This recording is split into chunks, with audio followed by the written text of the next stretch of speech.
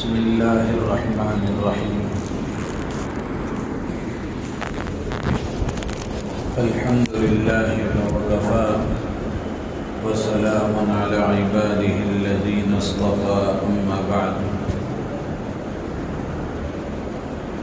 فأعوذ بالله من الشيطان الرجيم. بسم الله الرحمن الرحيم.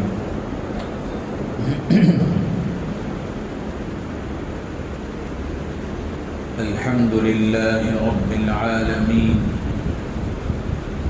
الرحمن الرحيم مالك يوم الدين. إياك نعبد وإياك نستعين. اهدنا الصراط المستقيم صراط الذين أنعمت عليهم غير المغضوب عليهم ولا الضالين. آمين. صدق الله العظيم. محترم بزرگ و عزیز دوستو،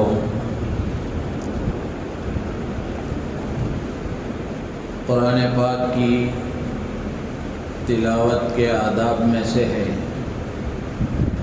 کہ قرآن کریم کو شروع کرنے سے پہلے اعوذ باللہ من الشیطان الرجیم اور پھر اس کے بعد بسم اللہ الرحمن الرحیم کو پڑھا جائے. اسی سے متعلق آپ حضرات کے سامنے پچھلی مجلسوں میں گفتگو ہوتی رہی. بسم اللہ الرحمن الرحیم کے بارے میں بہت تفصیل کے ساتھ آپ کے سامنے عرض کیا گیا. ایک بات یہ ذہن میں رکھیں کہ قرآن پاک کی آیتوں میں بسم اللہ الرحمن الرحیم دو الگ الگ آیتیں ہیں. ایک بسم اللہ الرحمن الرحیم قرآن میں سورہ نمل میں موجود ہے، 19ویں پارے میں سورہ نمل میں موجود ہے، جس میں اللہ تعالیٰ نے حضرت سلیمان علیہ السلام کا وہ خط جو ملکہ بلقیس کے نام انہوں نے لکھا تھا، اس خط کے شروع میں حضرت سلیمان علیہ السلام نے لکھا تھا کہ انہ من سلیمان و انہ بسم اللہ الرحمن الرحیم، کہ یہ خط سلیمان کی طرف سے ہے اور پھر اس کے بعد بسم اللہ الرحمن الرحیم لکھ کر انہوں نے خط کا مضمون آگے شروع کیا تھا. تو ایک بسم اللہ تو یہ ہے، یہ قرآن کی صورت کا حصہ ہے، قرآن کی صورت کا جز ہے، ایک پارٹ ہے اس صورت کا.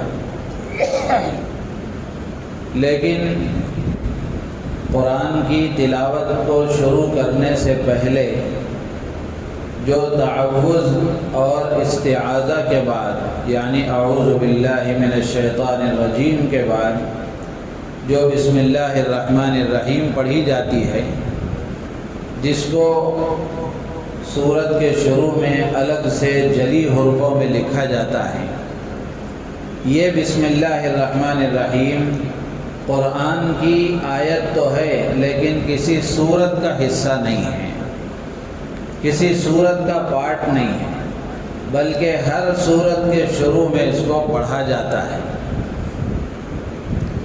تو اس لیے سورہ نمل میں جو بسم اللہ ہے اس کو بسملہ سلیمانی کہا جاتا ہے، جو حضرت سلیمان علیہ السلام پر اتری اور حضرت سلیمان علیہ السلام کے خط میں اللہ نے اس کا ذکر فرمایا.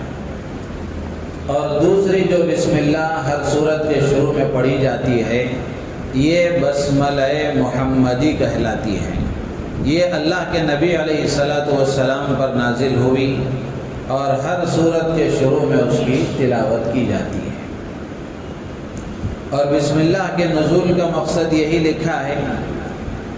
ایک مقصد تو یہ ہے کہ قرآن کریم کی تلاوت کے آداب میں سے ہے کہ قرآن کریم کو شروع کرنے سے پہلے تعوذ اور پھر اس کے بعد تسمیہ یعنی بسم اللہ الرحمن الرحیم کو پڑھا جائے۔ اور دوسرا مقصد یہ لکھا ہے کہ بسم اللہ الرحمن الرحیم کو جو نازل کیا گیا وہ اس لیے تاکہ دو صورتوں میں فرق ہو سکے۔ ایک صورت شروع ہوئی، پھر وہ مکمل ہونے کے بعد دوسری صورت شروع ہوئی، یہ کیسے پتہ چلے گا؟ جب دوسری صورت کو شروع کرنے سے پہلے بسم اللہ پڑھیں گے۔ تو یہ بسم اللہ الرحمن الرحیم دونوں کے درمیان میں فصل کرنے والی اور دونوں صورتوں کو الگ الگ بتانے والی ہے۔ یعنی آپ ایک صورت شروع کریں گے، اس کو مکمل کریں گے، پھر دوسری صورت شروع کرنے سے پہلے بسم اللہ پڑھیں گے، تو اس کا مطلب یہ ہوگا کہ پہلی صورت مکمل ہو گئی جو ایک الگ صورت تھی، اب دوسری صورت شروع ہو رہی ہے، یہ ایک الگ صورت ہے۔ دونوں کے درمیان میں فرق بتانے کے لیے، دونوں صورتوں کو الگ الگ بتانے کے لیے اس کو نازل کیا گیا۔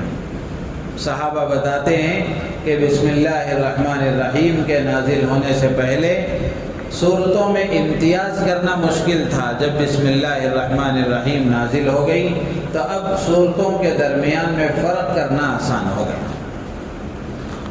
اسی طرح حضرت شاہ عبدالعزیز صاحب محدث دہلوی رحمۃ اللہ علیہ، حضرت شاہ ولی اللہ محدث دہلوی رحمۃ اللہ علیہ کے فرزند ہیں، صاحبزادے ہیں، ان کے بیٹے ہیں۔ وہ فرماتے ہیں کہ یہ بسم اللہ الرحمن الرحیم یہ باب رحمت ہے، رحمت کا دروازہ ہے، یہ رحمت کا دروازہ ہے۔ یعنی جب کوئی مسلمان، کوئی ایمان والا قرآن کی تلاوت کو شروع کرتا ہے تو بسم اللہ الرحمن الرحیم پڑھتا ہے، تو اس بسم اللہ الرحمن الرحیم کے ذریعے سے اس دروازے سے گویا وہ اندر داخل ہوتا ہے۔ قرآن گویا ایک رحمتوں کا محل ہے، برکتوں کا محل ہے اور اللہ کی عطاؤں کا محل ہے، تو اس میں داخلے اور انٹری گیٹ یہ بسم اللہ الرحمن الرحیم ہے۔ اسی طرح بعض کتابوں میں لکھا ہے کہ یہ بسم اللہ الرحمن الرحیم یہ خدائی مہر ہے اور سیل ہے۔ بادشاہوں کا معمول تھا کہ جب وہ کسی استبل میں جاتے جہاں گھوڑے بندھے ہوئے ہوتے ہیں، بادشاہ وہاں جاتے، کوئی گھوڑا پسند آ جاتا تو اس گھوڑے پر داغ لگا دیتے تاکہ نشان رہے کہ یہ بادشاہ کا پسندیدہ گھوڑا ہے۔ اب جب اس کو بادشاہ داغ لگا دیتا تھا تو یہ علامت ہوتی تھی اس بات کی کہ یہ بادشاہ کا پسندیدہ گھوڑا ہے۔ کوئی اس کو ہاتھ نہیں لگاتا تھا، کوئی اس پر سواری نہیں کرتا تھا، کوئی اس پر بری نگاہ نہیں ڈال سکتا تھا، کوئی اس کو اپنے استعمال میں نہیں لاتا تھا۔ تو بالکل اسی طریقے سے یہ بسم اللہ الرحمن الرحیم بھی خدائی مہر ہے، خدائی سیل ہے کہ جب کوئی بندہ بسم اللہ الرحمن الرحیم پڑھ کر کوئی کام شروع کرتا ہے تو گویا اللہ کی طرف سے بندے کے اس عمل پر ایک سیل لگ جاتی ہے اور مہر لگ جاتی ہے کہ یہ بندہ اللہ کے لیے یہ کام کر رہا ہے، اللہ کی بندگی کی سیل اس پر گویا لگ جاتی ہے۔ تو اس طرح یہ بسم اللہ الرحمن الرحیم تلاوت کے آداب میں سے ہے اور اس کے بہت سارے اپنے فضائل ہیں، جیسے گزشتہ مجلسوں میں آپ کے سامنے تفصیل سے عرض کیا گیا۔ یہاں تک تعوذ اور تسمیہ کی بات ہوئی۔ اب اس کے بعد ہم سورہ فاتحہ کو شروع کریں گے۔ سورہ فاتحہ کی پہلی آیت ہے الحمدللہ رب العالمین۔ سورہ فاتحہ، اس کی فضیلتیں اور اس کے فضائل سے متعلق احادیث بھی آپ کے سامنے میں نے عرض کر دی ہیں۔ سورہ فاتحہ کے بہت سارے نام ہیں، فاتحۃ الکتاب ہے، ام الکتاب ہے، سورۃ الشفاء ہے، سورۃ النور ہے، سورۃ الدعاء ہے، اور اسی طریقے سے بہت سارے اور بھی نام ہیں۔ ام الکتاب ہے، اساس القرآن ہے۔ تو یہ ہر نام کی کچھ نہ کچھ تشریحات ہیں۔ پچھلی مجلسوں میں نے شروع کی مجلسوں میں اس کو عرض کر دیا تھا۔ سورہ فاتحہ کے بہت سارے فضائل بھی ہیں۔ اللہ کے نبی علیہ السلام نے سورہ فاتحہ کے بارے میں فرمایا کہ ایسی سورت اللہ نے نہ تورات میں نازل فرمائی، نہ انجیل میں نازل فرمائی، نہ زبور میں نازل فرمائی، نہ خود قرآن میں نازل فرمائی۔ سورہ فاتحہ جیسی کوئی سورت اللہ تبارک و تعالیٰ نے نہ تورات میں نازل کی، نہ زبور میں نازل کی، نہ انجیل میں نازل کی، اور نہ خود قرآن میں نازل کی۔ تو اس سے سورہ فاتحہ کی اہمیت کا اندازہ ہوتا ہے کہ سورہ فاتحہ ایک عظیم الشان سورت ہے۔ سورہ فاتحہ کے بارے میں اللہ تعالیٰ فرماتے ہیں قسمت الصلاۃ بینی و بین عبدی نصفین، کہ سورہ فاتحہ کو میں نے میرے اور میرے بندے کے درمیان میں آدھا آدھا تقسیم کر دیا ہے۔ پھر اللہ کے نبی علیہ السلام آگے فرماتے ہیں کہ جب بندہ کہتا ہے الحمدللہ رب العالمین، اس کا ترجمہ ہے تمام تعریفیں اس اللہ کے لیے ہیں جو تمام جہانوں کا پالنہار ہے۔ تو جب بندہ یہ آیت پڑھتا ہے الحمدللہ رب العالمین، تو اللہ تعالیٰ فرماتے ہیں حمدنی عبدی، میرے بندے نے میری تعریف کی۔ پھر اس کے بعد بندہ کہتا ہے الرحمن الرحیم، تو اللہ تعالیٰ کہتے ہیں اثنا علی عبدی، میرے رب نے میری ثنا بیان کی، میری تحمید اور میری توصیف بیان کی۔ پھر اس کے بعد بندہ کہتا ہے مالک یوم الدین، روز جزا کا مالک ہے، بدلے کے دن کا مالک ہے۔ جب بندہ یہ آیت کہتا ہے، اللہ کہتے ہیں مجدنی عبدی، میرے بندے نے میری بزرگی بیان کی، میرے بندے نے میری تمجید کی، میری بزرگی بیان کی۔ پھر اس کے بعد بندہ کہتا ہے ایاک نعبد و ایاک نستعین، کہ اللہ ہم تیری ہی عبادت کرتے ہیں اور تجھ ہی سے مدد مانگتے ہیں۔ جب یہ آیت بندہ پڑھتا ہے تو اللہ تعالیٰ فرماتے ہیں کہ یہ میرے اور میرے بندے کے درمیان میں ہے، آدھی میری ہے، آدھی میرے بندے کے لیے ہے۔ ایاک نعبد، اے اللہ ہم تیری ہی عبادت کرتے ہیں۔ جب بندہ یہ کہتا ہے تو اللہ کہتے ہیں کہ یہ میرے لیے ہے۔ وَإِيَّاكَ نَسْتَعِينُ، اے اللہ ہم تجھی سے مدد مانگتے ہیں۔ جب بندہ یہ کہتا ہے تو اللہ فرماتے ہیں کہ هَذَا لِعَبْدِي وَلِعَبْدِي مَا سَأَلَ، یہ جو دوسرا جملہ ہے اللہ کہتے ہیں یہ میرے بندے کے لیے ہے، اور میرے بندے کو وہ مل کر رہے گا جو وہ مانگے گا۔ جس کی وہ درخواست مجھ سے کرے گا، جس کی وہ دعا مجھ سے کرے گا، میں اس کی درخواست کو پورا کروں گا، اس کے سوال کو پورا کروں گا۔ پھر اس کے بعد میں اہدنا الصراط المستقیم صراط الذین انعمت علیہم غیر المغضوب علیہم ولا الضالین، جب یہ پڑھتا ہے بندہ تو اللہ کہتے ہیں یہ سب میرے بندے کے لیے ہیں، اور میرے بندے کو وہ سب ملے گا جس کا وہ سوال کرتا ہے۔ تو اس سے معلوم ہوتا ہے کہ سورہ فاتحہ بڑی اونچی سورت ہے۔ اس میں پہلی آیت ہے الحمدللہ رب العالمین، اس کا پہلا جملہ ہے الحمد، اس کا معنی ہے تعریف۔ الحمد، تمام تعریفیں للہ، اللہ کے لیے ہیں، رب العالمین، جو تمام جہانوں کا پالنہار ہے، جو تمام جہانوں کا، تمام مخلوقات کا پالنے والا ہے۔ تو اس میں اللہ تعالیٰ نے اس سورت کو اپنی تعریف سے شروع فرمایا، اللہ تعالیٰ نے اپنی تعریف سے شروع فرمایا۔ علماء نے لکھا ہے کہ بندے کی زبان سے اللہ تعالیٰ کو اپنی تعریف بہت پسند ہے۔ بندہ اللہ کی تعریف کرتا ہے، اللہ کی ثنا بیان کرتا ہے، اللہ کی تحمید اور توصیف کرتا ہے، تو یہ اللہ کو بہت پسند ہے، اللہ اس سے بہت خوش ہوتے ہیں۔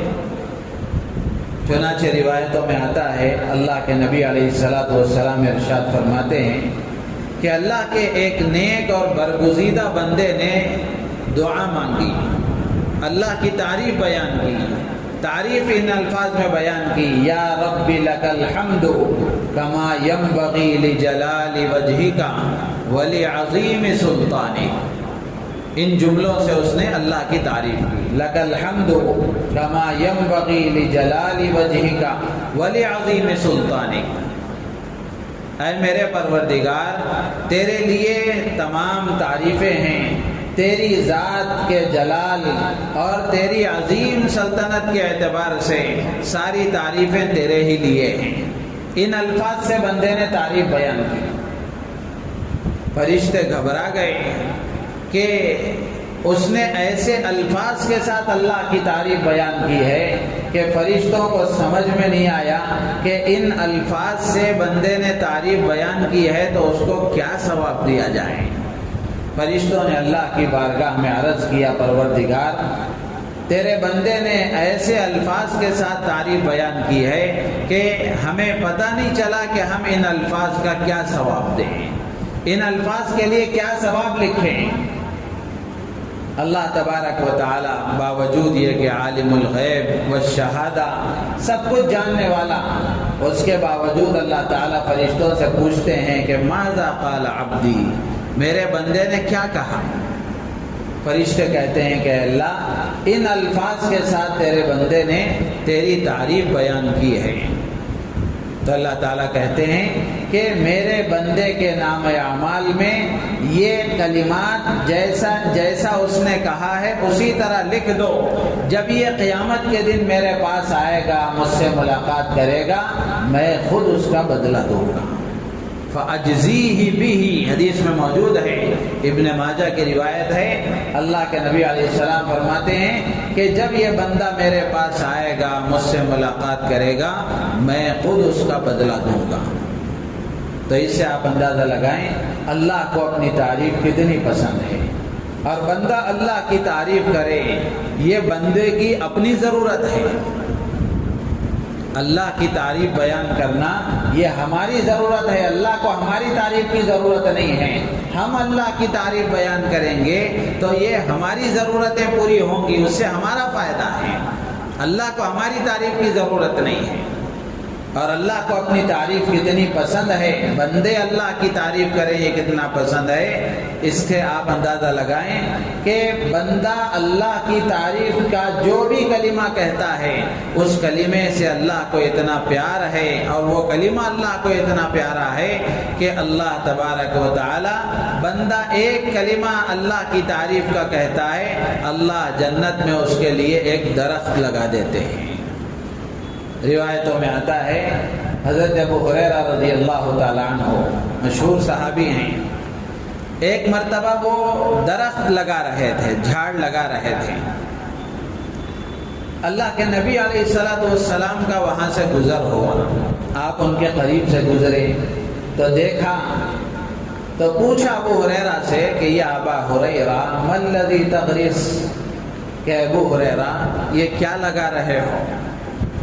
تو حضرت ابو ہریرہ رضی اللہ تعالیٰ عنہ نے فرمایا کہ اللہ کے رسول اپنے لیے جھاڑ اور درخت لگا رہا ہوں۔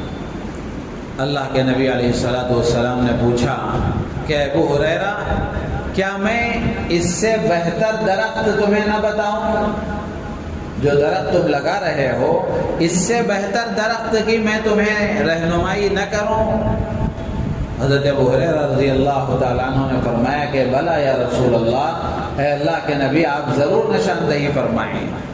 اللہ کے نبی علیہ السلام نے فرمایا سبحان اللہ، الحمدللہ، اللہ اکبر، لا الہ الا اللہ، یہ کلمات کہا کرو، جب تم یہ جملہ کہو گے، یہ کلمہ کہو گے تو ہر کلمے کے بدلے اللہ تبارک و تعالی جنت کی زمین پر تمہارے لیے ایک درخت لگائیں گے۔ مشہور حدیث ہے، تعلیم میں بھی آپ نے بارہا سنا ہوگا، بیانات میں بھی آپ نے سنا ہوگا کہ معراج کے سفر پر سرکار دو عالم صلی اللہ علیہ وسلم تشریف لے گئے، اور وہاں انبیاء کرام علی نبینا وعلیہم الصلاۃ والسلام سے ملاقاتیں ہوئی، مختلف نبیوں سے ملاقات ہوئی، حضرت آدم علیہ السلام سے ملاقات ہوئی، حضرت ادریس سے ملاقات ہوئی، حضرت نوح علیہ السلام سے ملاقات ہوئی، حضرت ابراہیم علیہ السلام سے ملاقات ہوئی، حضرت موسیٰ، حضرت عیسیٰ، بہت سارے نبیوں سے ملاقات ہوئی۔ تو ان میں ایک حضرت ابراہیم علیہ السلام سے بھی ملاقات ہوئی۔ تو حضرت ابراہیم علیہ السلام نے اللہ کے نبی علیہ السلام کا استقبال فرمایا، اور پھر اس کے بعد حضرت ابراہیم علیہ السلام نے اللہ کے نبی علیہ السلام سے فرمایا کہ اپنی امت کو میرا سلام کہنا، اپنی امت کو میرا سلام کہنا، اور یہ کہنا کہ جنت کی زمین خالی ہے، چٹیل میدان ہے، اور یہاں جو درخت لگائیں گے تو درخت لگا سکتے ہیں، اور یہاں کے درخت سبحان اللہ، الحمدللہ، لا الہ الا اللہ، اللہ اکبر ہیں، کہ یہ کلمات کہیں گے تو جنت کی زمین پر درخت لگتے رہیں گے۔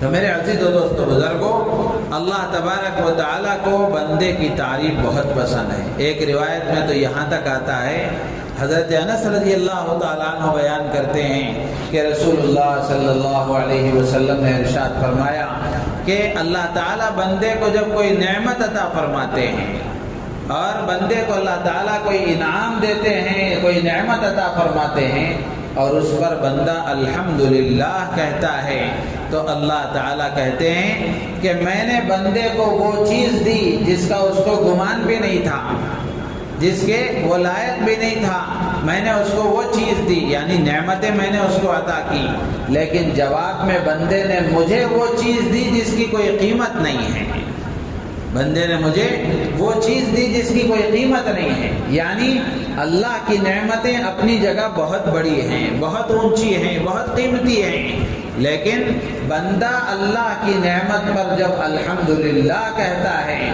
اللہ کا شکر ادا کرتا ہے، تو اللہ تبارک و تعالیٰ کے یہاں بندے کا شکر اور بندے کا الحمدللہ کہنا یہ اللہ کی نعمت سے بھی زیادہ شمار کیا جاتا ہے۔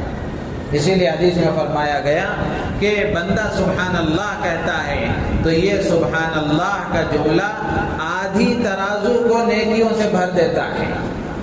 اور پھر آگے اللہ کے نبی علیہ السلام نے فرمایا کہ بندہ الحمدللہ کہتا ہے تو یہ الحمدللہ کہنا اس کی بقیہ آدھے میزان کو پورا کر دیتا ہے، یعنی الحمدللہ کہنے کی وجہ سے جو آدھی ترازو باقی تھی وہ آدھی ترازو بھی پوری بھر جاتی ہے۔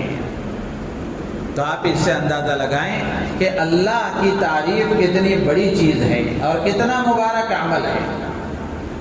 چنانچہ روایتوں میں آتا ہے، تفسیر میں لکھا ہوا ہے کہ قرآن پاک میں اللہ تبارک و تعالیٰ نے الحمدللہ کا یہ جملہ 22 جگہ اللہ نے اس کا استعمال فرمایا ہے۔ 22 جگہ یہ کلمہ آیا ہے الحمدللہ الحمدللہ کے ذریعے سے، اور صرف الحمدو کا جملہ 38 جگہ آیا ہے، 38 جگہ آیا ہے۔ اور 5 صورتیں ایسی ہیں جن صورتوں کی شروعات اور جن صورتوں کا آغاز، جن صورتوں کی ابتدا الحمدللہ سے ہے۔ ایک تو سورہ فاتحہ ہے الحمدللہ رب العالمین، دوسرا سورہ انعام ہے الحمدللہ الذی خلق السماوات والارض وجعل الظلمات والنور، سورہ انعام بھی اسی سے شروع ہوتی ہے۔ سورہ سبا ہے 22ویں پارے میں، اس کے بعد سورہ فاطر ہے 22ویں پارے میں، اور اسی طریقے سے سورہ کہف ہے 15ویں پارے میں۔ یہ 5 صورتیں ہیں جن کو اللہ نے الحمدللہ کے ذریعے سے شروع فرمایا ہے۔ اور سورہ کہف سے پہلے سورہ بنی اسرائیل کی آخری آیت ہے قل ادعوا اللہ او ادعوا الرحمن ایما تدعوا فلہ الاسماء الحسنى ولا تجہر بصلاتک ولا تخافت بها وابتغ بین ذلک سبیلا۔ اس کے بعد کی آیت ہے وقل الحمد للہ الذی لم یتخذ ولدا ولم یکن لہ ولی من الذل وکبرہ تکبیرا۔ یہ آیت ہے، اس میں بھی الحمدللہ کا ذکر ہے۔ اللہ کے نبی علیہ السلام نے اس کو آیت العز کہا تھا، اس کو عزت والی آیت کہا، شرافت والی آیت کہا۔ یعنی قرآن سارے کا سارا عزت والا ہے، قرآن کی ہر آیت عزت والی ہے، قرآن کی ہر آیت شرف والی ہے، شرافت والی ہے، لیکن اس آیت کے بارے میں اللہ کے نبی علیہ السلام نے بطور خاص فرمایا کہ اس کو آیت العز، عزت والی آیت اللہ کے نبی نے قرار دیا، اس لیے کہ اس میں الحمدللہ کا تذکرہ ہے۔ بعض آثار میں یہ بھی آتا ہے، تفسیر کی کتابوں میں لکھا ہے کہ جس گھر میں رات میں یہ آیت پڑھی جاتی ہے اللہ تعالیٰ چوری سے اس گھر کی حفاظت فرماتے ہیں، اور اس گھر میں آفتیں نہیں آئیں گی رات میں اگر یہ آیت تلاوت کر کے گھر والے سوئیں گے۔ اسی لیے تفسیر میں یہ بات بھی لکھی ہوئی ہے کہ اللہ کے نبی علیہ السلام اپنے گھر کے چھوٹے بڑے سب لوگوں کو یہ آیت سکھایا کرتے تھے۔ اور ایک اور تفسیر میں ہے کہ خاندان عبد المطلب کا بچہ جب بولنے لگتا اس کو کلمہ سکھایا جاتا، الحمدللہ، لا الہ الا اللہ سکھایا جاتا، اور اس کے ساتھ ساتھ یہ آیت سکھائی جاتی۔ اس میں اللہ کی تعریف کا بھی تذکرہ ہے اور وحدانیت کا بھی تذکرہ ہے، توحید کا بھی تذکرہ ہے۔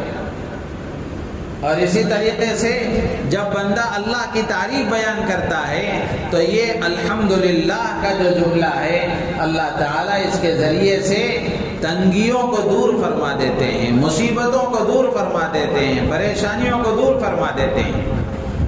چنانچہ روایتوں میں ہے، حضرت ابو ہریرہ رضی اللہ تعالیٰ عنہ فرماتے ہیں کہ ایک مرتبہ رسول اللہ صلی اللہ علیہ وسلم کے ساتھ میں باہر نکلا، اس حال میں کہ میرا ہاتھ آپ کے ہاتھ میں تھا یا آپ کا ہاتھ میرے ہاتھ میں تھا، اس حال میں باہر نکلے تو ایک پریشان حال آدمی پر سے گزر ہوا، یعنی اللہ کے نبی علیہ السلام حضرت ابو ہریرہ کو لے کر ساتھ میں جا رہے تھے تو ایک پریشان حال آدمی نظر آیا، اس کے چہرے سے پریشانی کے آثار ظاہر ہو رہے تھے۔ اللہ کے نبی علیہ السلام نے اس سے پوچھا کہ کیا بات ہے؟ تو اس نے کہا السقم والضر یا رسول اللہ، اے اللہ کے نبی، بیماریوں نے، نقصانات نے میرا یہ حال کر دیا ہے جس کی وجہ سے میں پریشانیوں کا شکار ہو گیا۔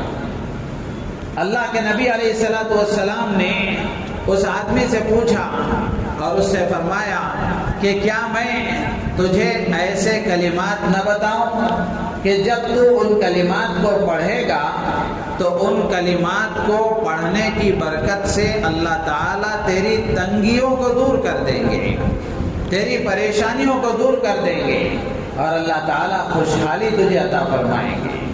اس آدمی نے کہا ضرور فرمائیے۔ حضرت ابو ہریرہ بھی ساتھ میں تھے۔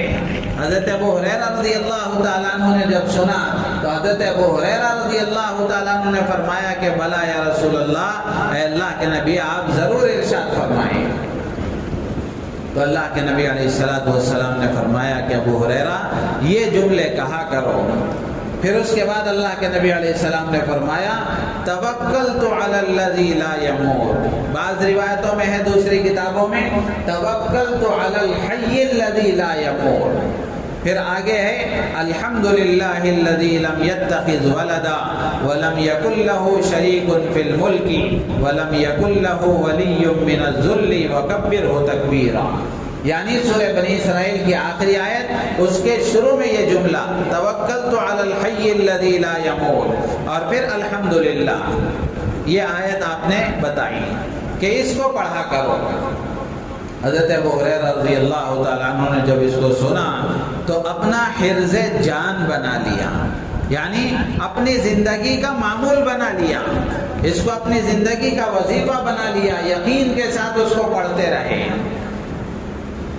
اس کا نتیجہ یہ ہوا کہ اللہ تعالیٰ نے حضرت ابو ہریرہ رضی اللہ تعالیٰ عنہ کے حالات کو درست کر دیا، تنگیاں دور ہو گئی، غربت ختم ہو گئی، خوشحالی آ گئی۔ ایک مرتبہ اللہ کے نبی علیہ السلام نے دیکھا کہ ابو ہریرہ خوشحال ہیں، تکلیف اور پریشانیاں ختم ہو چکی ہیں، تو اللہ کے نبی علیہ السلام نے حضرت ابو ہریرہ سے پوچھا کہ ابو ہریرہ کیا بات ہے، بہت خوشحال نظر آ رہے ہو؟ تو حضرت ابو ہریرہ رضی اللہ تعالیٰ عنہ نے فرمایا اے اللہ کے رسول، جب سے آپ نے وہ کلمات پڑھنے کے لیے ارشاد فرمائے میں اس کو اپنا معمول بنا لیا، میں نے اس کو اپنا حفظ جان بنا لیا۔ جب سے میں نے اس کو پڑھنا شروع کیا ہے اللہ تبارک و تعالیٰ نے میری تنگی کو دور فرما دیا، غربت کو ختم کر دیا، پریشانیوں کو ختم کر دیا، خوشحالی آ گئی۔ یہ اللہ کی تعریف کی برکت ہے، یہ اللہ کی تعریف کی برکت ہے، الحمدللہ کہنے کی برکت ہے۔ اسی طرح ایک روایت میں آتا ہے کہ بندہ جب اللہ کی تعریف بیان کرتا ہے تو اللہ کی تعریف کی برکت سے اس کے گناہ معاف ہو جاتے ہیں، اس کے گناہ معاف ہو جاتے ہیں، سمندر کے جھاگ کے برابر کیوں نہ ہو اللہ تعالیٰ اس کے گناہوں کو معاف فرما دیتے ہیں۔ روایتوں میں آتا ہے اللہ کے نبی علیہ السلام فرماتے ہیں کہ جو آدمی سبحان اللہ و بحمدہ، سبحان اللہ و بحمدہ یہ جملہ 100 مرتبہ پڑھتا ہے اللہ تعالیٰ سمندر کے جھاگ کے برابر بھی اس کے گناہ کیوں نہ ہو اللہ تعالیٰ معاف فرما دیتے ہیں۔ سبحان اللہ و بحمدہ میں اللہ کی تعریف ہے۔ اس سے آگے بڑھ کر ایک روایت میں تو یہاں تک آتا ہے اللہ کے نبی علیہ الصلوۃ والسلام ارشاد فرماتے ہیں کہ اول ما یدعى الى الجنة یوم القیامہ الذین یحمدون اللہ علی السراء والضراء۔ اللہ کے نبی علیہ السلام فرماتے ہیں کہ قیامت کے دن سب سے پہلے جنت کی طرف جن لوگوں کو بلایا جائے گا وہ لوگ ہوں گے جو خوشی میں، غم میں، تنگیوں میں، آسانیوں میں ہر حال میں اللہ کی تعریف بیان کرتے تھے، جو ہر حال میں اللہ کی تعریف بیان کرتے تھے۔ ایسے لوگوں کو اللہ تبارک و تعالی سب سے پہلے جنت کی طرف بلائیں گے۔ تو اللہ کی تعریف بیان کرنا، ہر حال میں، ہر لمحہ اپنی زبان پر الحمدللہ کا ورد جاری رکھنا، اللہ کا شکر ادا کرنا، یہ اللہ کو بہت پسند ہے۔ اسی لیے کہتے ہیں کہ یہ الحمدللہ یہ شکر کی گویا اصل ہے، اللہ کے شکر کے ادا کرنے کا طریقہ ہے۔ اللہ کی تعریف بیان کرنا یہ خود اللہ کا شکر ہے۔ اسی لیے ہے افضل الدعاء الحمدللہ، سب سے افضل دعا الحمدللہ کہنا ہے، اللہ کی تعریف بیان کرنا ہے۔ روایتوں میں آتا ہے کہ اللہ کے نبی علیہ الصلوۃ والسلام کی اونٹنی گم ہو گئی۔ اللہ کے نبی علیہ الصلوۃ والسلام نے فرمایا کہ اگر میری اونٹنی کو اللہ نے میرے پاس واپس لوٹا دیا تو میں اللہ کی تعریف بیان کروں گا، میں اللہ کی حمد و ثنا بیان کروں گا۔ چنانچہ وہ آپ کی اونٹنی ایک عورت کے ہاتھ لگ گئی، وہ عورت اس اونٹنی کو لے کر مدینہ آئی، صحابہ کی نظر اس اونٹنی پر پڑی تو صحابہ خوش ہو گئے کہ اللہ کے نبی علیہ السلام کی اونٹنی مل گئی، اور اس کو لے کر نبی پاک صلی اللہ تعالی علیہ وسلم کی خدمت اقدس میں حاضر ہوئے صحابہ لے کر۔ اللہ کے نبی علیہ السلام نے جب اس اونٹنی کو دیکھا تو فرمایا الحمدللہ، الحمدللہ فرمایا۔ پھر اس کے بعد آپ اپنے کام میں لگ گئے۔ صحابہ کو اندازہ ہوا کہ اللہ کے نبی علیہ السلام نے فرمایا تھا کہ اگر اونٹنی مل جائے تو میں اللہ کا شکر ادا کروں گا۔ تو ایسا لگتا ہے کہ اللہ کے نبی علیہ السلام شاید بھول گئے ہوں، شاید بھول گئے ہوں۔ آپ نے نماز نہیں پڑھی، روزہ نہیں رکھا، کوئی صدقہ نہیں کیا، شکرانے میں، اللہ کے شکر کی ادائیگی میں کوئی نماز آپ نے نہیں پڑھی، کوئی روزہ نہیں رکھا، کوئی صدقہ خیرات نہیں کیا، شاید آپ بھول گئے ہوں گے۔ تو صحابہ کرام رضوان اللہ تعالی علیہم اجمعین نے اللہ کے نبی علیہ السلام کے سامنے ادب سے عرض کیا، اے اللہ کے نبی، آپ نے کہا تھا کہ اونٹنی مل جائے تو اللہ کا شکر ادا کروں گا، لیکن ایسا تو ہمیں کوئی نظر نہیں آیا کہ آپ نے شکر ادا کیا ہو، شکر کی ادائیگی میں 2 رکعت نماز آپ نے پڑھی ہو، صدقہ خیرات کیا ہو، ایسا تو کچھ نظر نہیں آیا۔ اللہ کے نبی علیہ السلام نے فرمایا کیا میں نے الحمدللہ نہیں کہا؟ کیا میں نے الحمدللہ نہیں کہا؟ تو پھر صحابہ کو اندازہ ہوا کہ یہ الحمدللہ کہنا کتنی بڑی چیز ہے، اسی لیے حدیث میں آتا ہے، اللہ کے نبی فرماتے ہیں اذا قلت الحمد للہ رب العالمین فقد شکرت اللہ، کہ جب تو نے الحمد للہ رب العالمین کہہ دیا تو تو نے اللہ کا شکر ادا کر دیا۔ اور اللہ تبارک و تعالیٰ کو اللہ کا شکر بہت زیادہ پسند ہے، بہت زیادہ پسند ہے۔ تو اس لیے اپنا مزاج ایسا بنانا چاہیے کہ ہر حال میں ہماری زبان پر اللہ کا شکر ہو، ہر حال میں ہماری زبان پر الحمدللہ کا جملہ ہو۔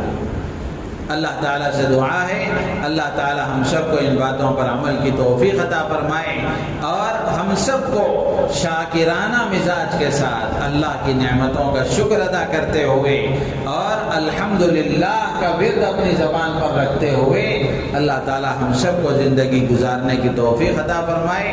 اور بھی بہت ساری باتیں ہیں، یہ تو صرف الحمدو کے بارے میں ہوئی، الحمدو سے متعلق بھی اور کچھ باتیں ہیں، وہ بھی عرض کی جائیں گی۔ پھر اس کے بعد للہ، اس کے بعد رب العالمین ہے، اس سے متعلق باتیں اگلی مجلس میں انشاءاللہ عرض کی جائیں گی۔